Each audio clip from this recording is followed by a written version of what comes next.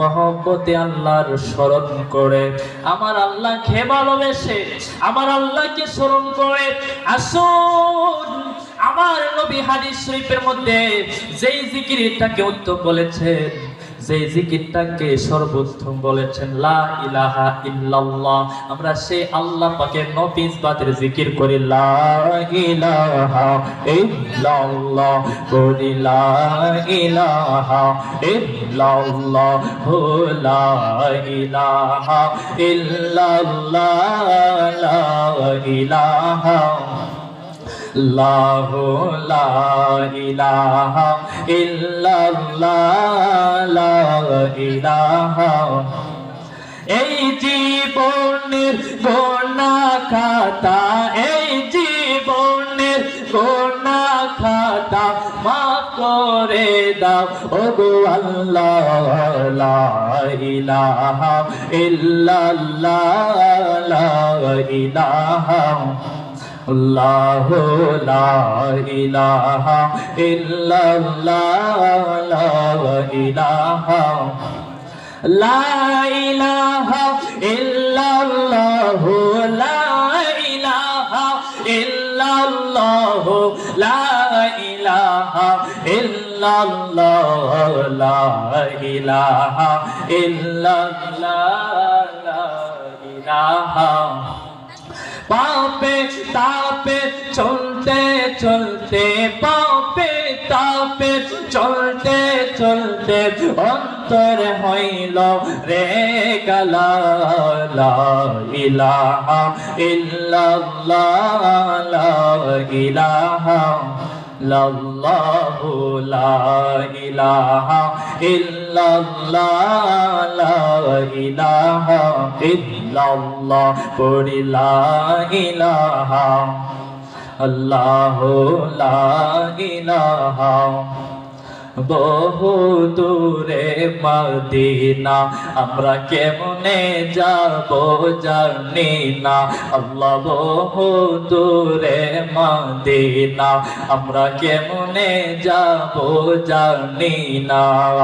দয়াল আল্লাহ দয়া করো, দয়াল আল্লাহ দয়া করো, পোড়াও মনের বাসনা, লা ইলাহা ইল্লাল্লাহ, লা ইলাহা, লা ইলাহা ইল্লাল্লাহ, মুহাম্মাদুর রাসূলুল্লাহ সাল্লাল্লাহু তাআলা আলাইহি ওয়াসাল্লাম। আলহামদুলিল্লাহ, আজকে ঐতিহ্যবাহী খাঙ্গুরা দরবার শরীফের পক্ষ হতে সুন্নি মহাসম্মেলন, আজকের সুন্নি মহাসম্মেলনের আমন্ত্রিত উলামায়ে কেরাম, সম্মানিত আমার মুরব্বী বাবজানরা, যুবক ভাইয়েরা, পর্দানিসীন মা ও বোনেরা, সকলের খেদমতে আমি গুনাহগারের সালাম, আসসালামু আলাইকুম ওয়া রাহমাতুল্লাহি ওয়া বারাকাতুহু। সালাম দেওয়া সুন্নত, উত্তর দেওয়া হলো ওয়াজিব। কেউ যদি আপনাকে একবার সালাম দেয়, হাদিস শরীফের বর্ণনা অনুযায়ী যে ব্যক্তি সালাম দিবে সে 90টা নেকি অর্জন করবে, দয়া করুন সুবহানাল্লাহ। আর যে উত্তর দিবে সে 10টা নেকি লাভ করবে। তাহলে বোঝা গেল কি যে সালাম আগে দেওয়াটা কি উত্তম। আল্লাহ নবীও সবসময় মানুষদেরকে আগে সালাম দিতেন। যদি কেউ সালাম দেয়, আপনি যদি সালামের উত্তর না দেন তাহলে ওয়াজিব তরক হয়ে যাবে। যদি ওয়াজিব তরক হয়ে যায় কবিরা গুনাহ অন্তর্ভুক্ত হতে হবে। কথা বলে ঠিক না বেঠে?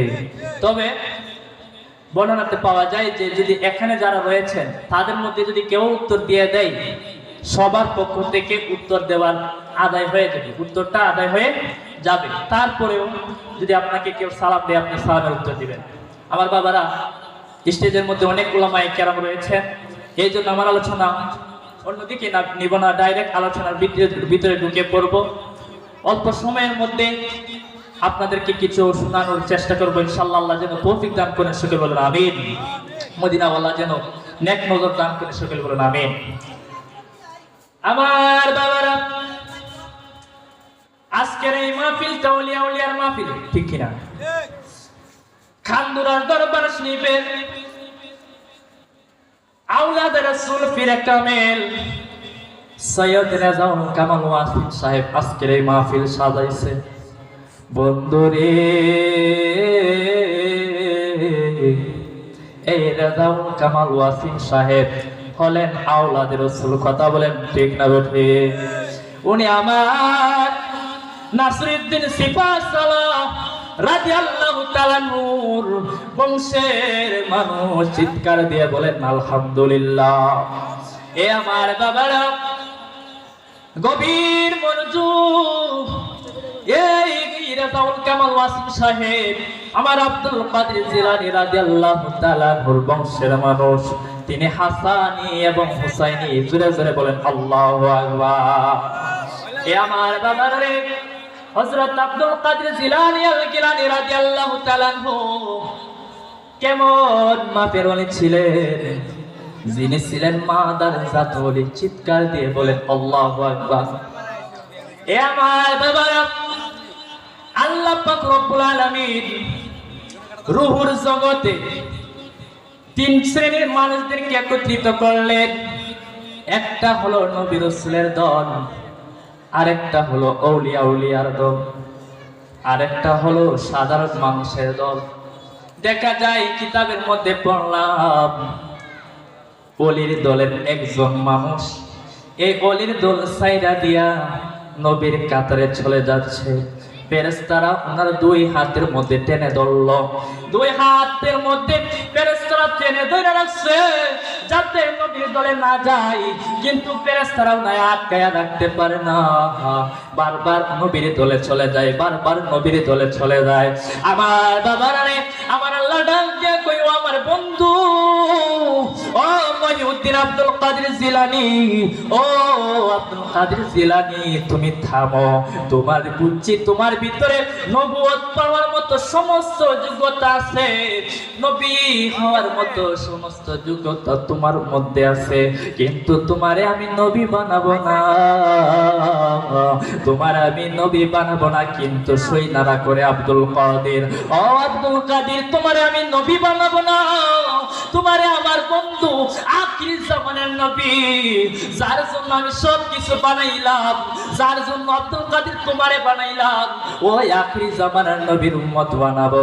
শুধু এখানে শেষ নাই, শুইনা রাখো আব্দুল কাদের, তোমারে শুধু সাধারণ ওলি রাখবো না, তুমি হইবা সমস্ত ওলিদের লিডার, তুমি হইবা সমস্ত ওলিদের সরদার। সমস্ত ওলিদের কাদের মধ্যে তুমি আব্দুল কাদের জিলানীর কাঁধ মোবারক থাকবে। জোরে করুন সুবহানাল্লাহ।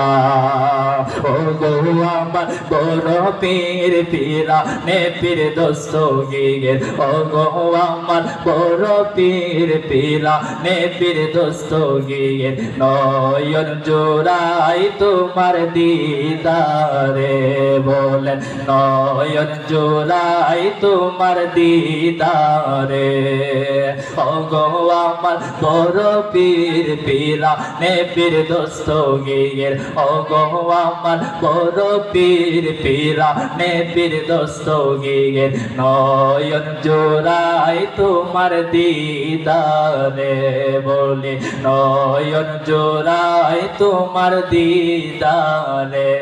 আমার জিলানীর ধোলা আমি পরব গলার মালা, জিলানীর ধোলা আমি পরব গলার মালা, আখেরাতে পাই যেন তোমারে, বলে আখেরাতে পাই যেন তোমারে, ও গো আমার বড় পীর পীরা নে পীর দস্তগীর, ও গো আমার বড় পীর পীরা নে পীর দস্তগীর, নয়ন জোড়াই তোমার দিদারে।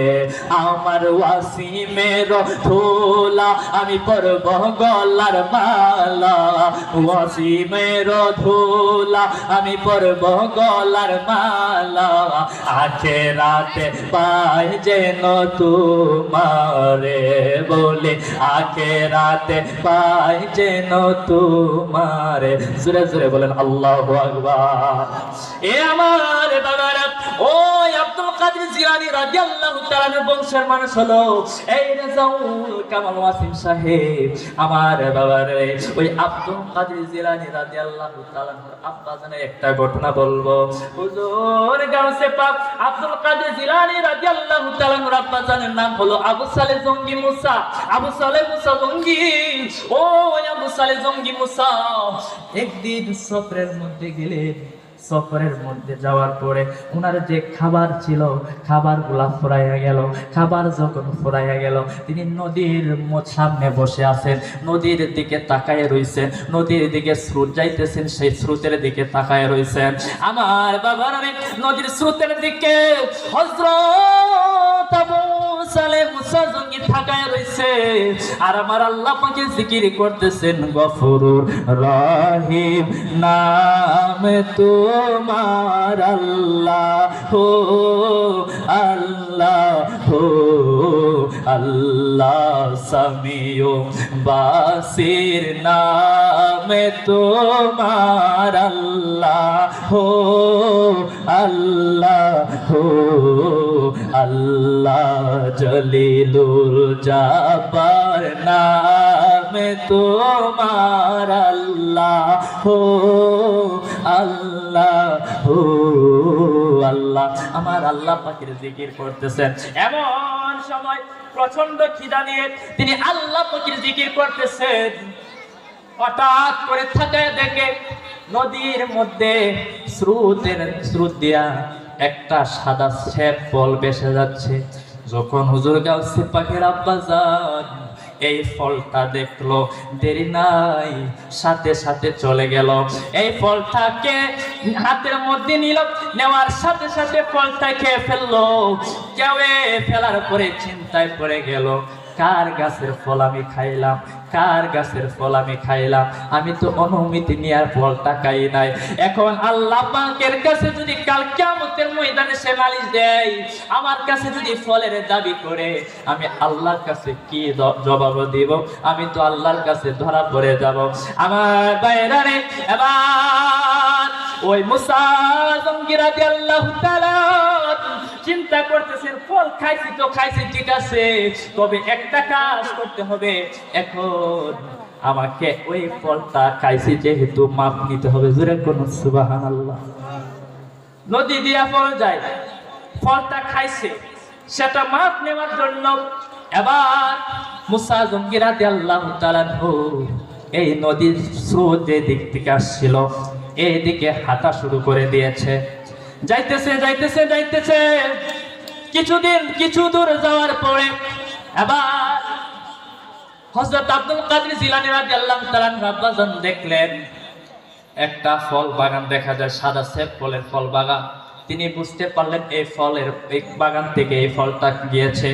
আমার বাবা তাড়াতাড়ি এই মালিককে খুঁজে বের করলেন। আমার বাবারা রে, এই ফল বাগানের মালিক ছিল আব্দুল্লাহ সামিরি রাদিয়াল্লাহু তাআলা। উনিও আল্লাহর একজন প্রখ্যাত ওলি। আমার বাবারা, এবার ওই ফল বাগানের মালিক আব্দুল্লাহ সামিরি রাদিয়াল্লাহু তাআলা বাড়িতে গেলেন। যাওয়ার পরে যখন ওনাকে কুশ করলেন, কুশ করার পরে যখন উনি গেল, যাওয়ার পরে বলতেছেন আপনি কেন আসলেন? কই আমি একটা ফল, আপনার বাগানের একটা ফল বাইশা চলে যাচ্ছে, সেটা কে ফেলেছে? আপনাকে কিচ্ছু বলি নাই, আপনার অনুমতি নাই। আব্দুল্লাহ সামিরি অবাক হয়ে গেল। মানুষে চুরি করে ফল খেয়ে ফেলে, মানুষে না বলে ফল খেয়ে ফেলে, চুরি করে নিয়ে যায়, কেউ তো কারে কোনো কিছু কয় না। কিন্তু এ কেমন মানুষ? নদী দিয়া ফল যাইতেছে, সেই ফলটা পাওয়ার পরে খেয়ে ফেলেছে। নিশ্চয়ই সে সাধারণ মানুষ না, সে আল্লাহ পাকের একজন ওলি। জোরে কোন সুবহানাল্লাহ।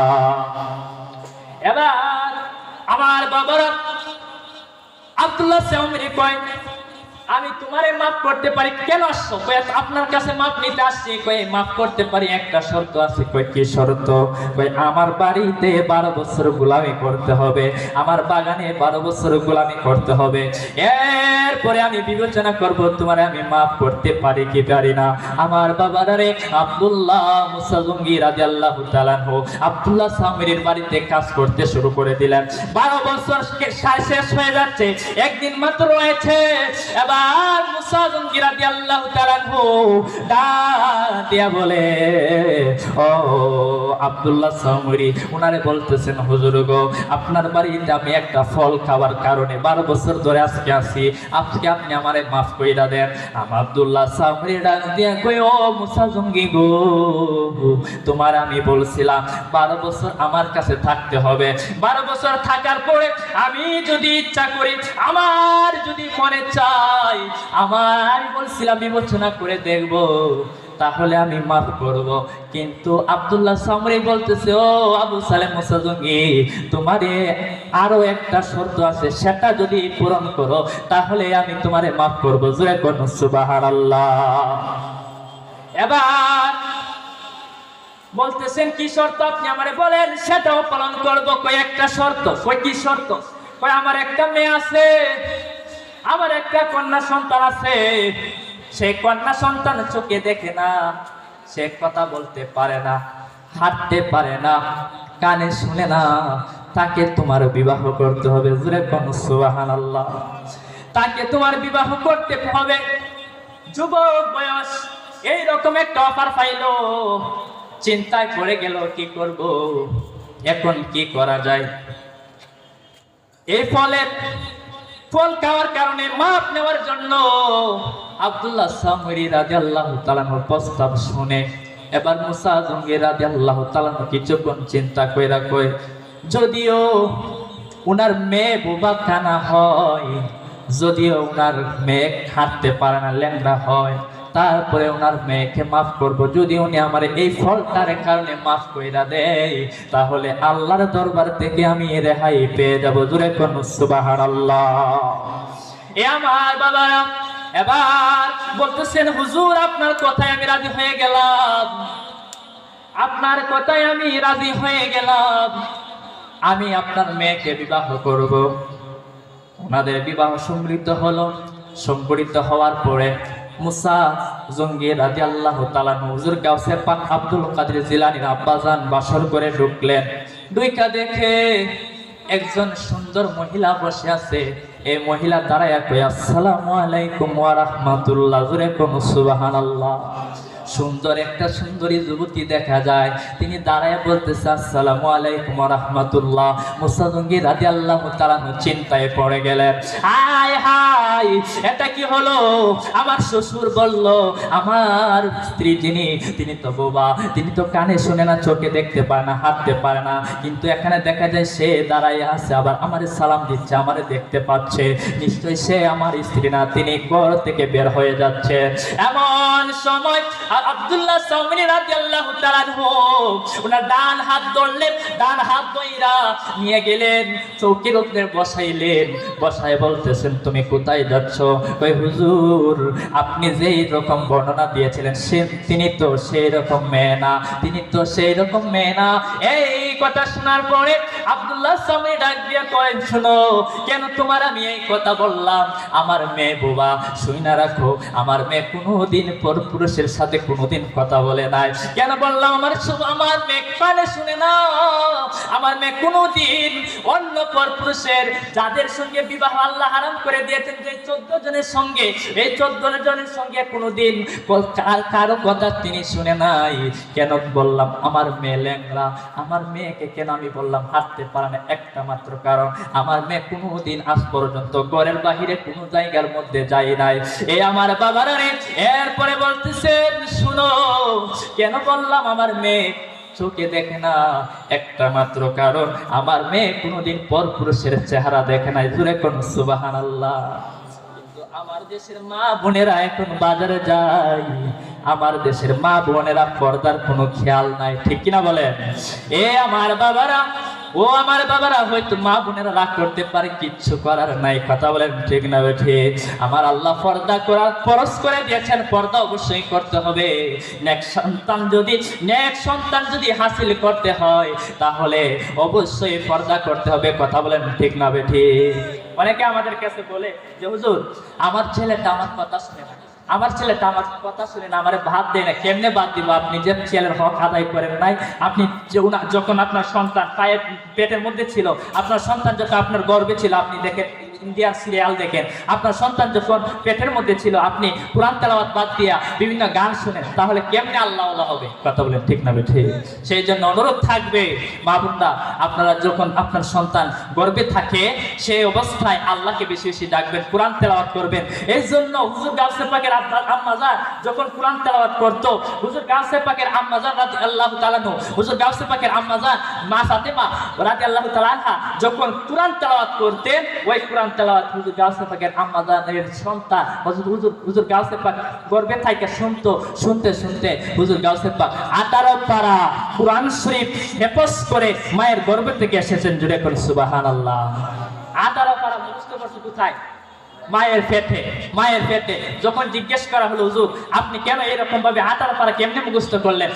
আমার মা যখন রমজান মাসে কোরআন তেলাওয়াত করতো, আমি ওখান থেকে শুনতাম, শুনতে শুনতে আমি 18 পারা মুখস্থ করলাম। আপনি আরো বেশি করলেন না? বলতেছেন আমার মা 18 পারার মুখস্থ ছিল, 18 পারার হাফেজ ছিল। আমার মা যে অতটুকু শিখছে আমি অতটুকু শিখাইছি। জুড়ে করে সুবহানাল্লাহ। ওই হুজুর গাউসে পাক আব্দুল কাদের জিলানীর বংশের মানুষ সৈয়দ রেজাউল কামাল ওয়াসিম সাহেবের মাহফিল আমরা খুশি না বসা? এ আমার বাবারা, এরপরে আব্দুল্লাহ সামঈ উনাদেরকে নিয়ে দোয়া করলেন, আল্লাহর কাছে নেক সন্তান চাইলেন। ওই নেক সন্তানটা হলো আব্দুল কাদের জিলানী। জুরে কোন সুবহানাল্লাহ। আব্দুল কাদের জিলানী তুমি হাসানি হুসাইনি, আমার নবীর নয়ন মনে তুমি জিলানী, আমার নবীর নয়ন মনে তুমি জিলানী। আব্দুল কাদের জিলানী তুমি হাসানি হুসাইনি, আমার নবীর নয়ন মনে তুমি জিলানী, আমার নবীর নয়ন মনে তুমি জিলানী। তোমার আব্বা ফোন গাইয়া গেল ক্ষমা চাইতে গো জিলানী, গেল ক্ষমা চাইতে।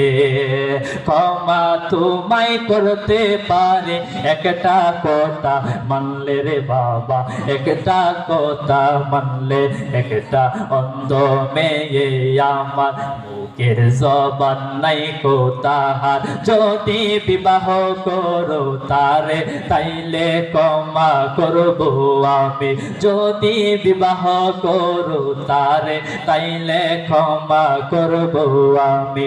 আব্দুল কাদের জিলানী তুমি হাসানি হুসাইনি, আমার নবীর নয়ন মনে তুমি জিলানী, আমার নবীর নয়ন মনে তুমি জিলানী। তোমার আব্বাই কথা শুইনা গেল রাজি হইয়া গো জিলানী, গেল রাজি হইয়া। দেও না মোরে যত কষ্ট, যাব আমি সইয়া গো বাবা, যাব আমি সইয়া।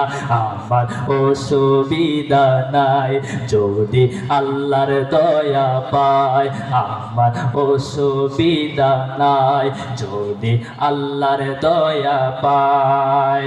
আল্লাহ রাসূল খুশি হলে চির সুখী হব আমি, আল্লাহ রাসূল খুশি হলে চির সুখী হব আমি।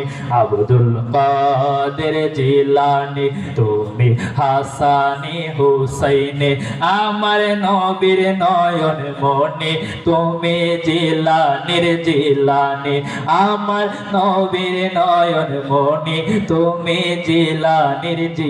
চিৎকার দেখুন আল্লাহু আকবার। এ আমার বাবারা, শেষ করে দিচ্ছি। এই আলোচনা থেকে একটা জিনিস শিখলাম, পর্দা করতে হবে। যখন সন্তান গর্ভে থাকে সন্তানকে রাইকা ফাঁসা কাজে যাওয়া যাবে না, এমনকি অন্যায় কাজ করা যাবে না। চুরি তো দূরে থাক, একটা ফল না খাই না জিজ্ঞাসা করে কোনো মানুষের ফল খাওয়া যাবে না। কথা বলেন ঠিক না বেঠিক? এখন দেখা যায় জমি কাটটা মানুষে নিজের জমি বাড়াইলাই। আমার ব্যাপারে আমি সবসময় বলি, জুম্মার নামাজের আলোচনায় বলি যে দুইটা হক রয়েছে, একটা হলো হকুল্লাহ, একটা হলো হকুল ইবাদ। একটা হলো আল্লাহ হক, নামাজ রোজা হজ যাকাত যা কিছু রয়েছে এগুলা। আরেকটা হলো হকুল ইবাদ, বান্দার হক। আল্লাহ হক, আপনি নামাজ পড়েন না, রোজা রাখেন না, যদি আল্লাহর কাছে মাফ চান বারবারে, আপনি আল্লাহর কাছে সে টান দেন, আল্লাহ মাফ করে দিবে। কিন্তু বান্দার হক, আপনি আরেকজনের জমি, আপনার ভাইয়ের জমি মাইরা দিচ্ছেন, হ্যাঁ, কোনো মানুষের হক মাইরা দিচ্ছেন, যত ইবাদত করেন সে যদি মাফ না করে আল্লাহ কয় আমিও মাফ করবো না, জোরে কয় সুবহানাল্লাহ। আল্লাহ সেইগুলা মাফ করে না। সেই জন্য হক পথে থাকবেন, নামাজ পড়বেন। আজকে মাহফিল আল্লাহ কবুল করে সকল বলে আমিন।